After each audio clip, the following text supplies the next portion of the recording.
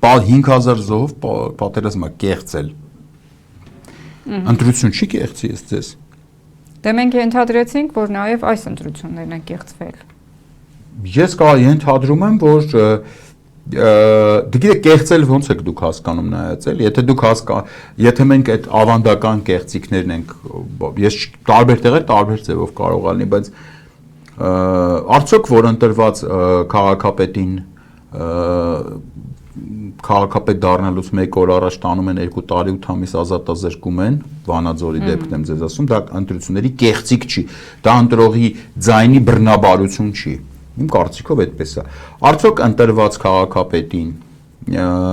6 ամիս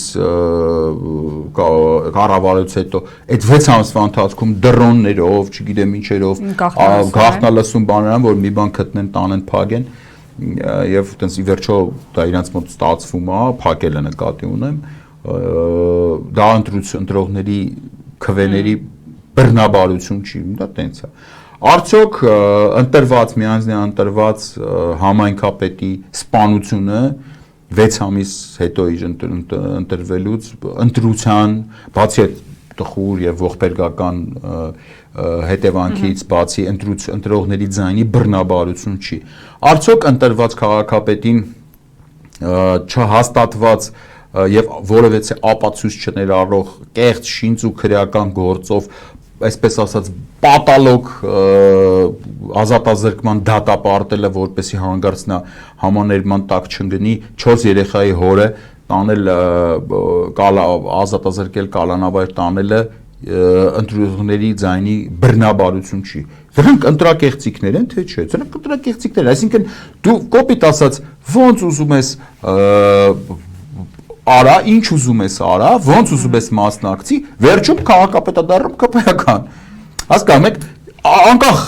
բանից, ընտրության վերջաբանից, վերջում հայտարարում են, որ քաղաքապետը ԿՊՀ-ական է։ Այս մոդելը դուք կարծում եք, իրենք չեն կիրառի 26 թվականին, կասեն, չէ, մենք ամաչում ենք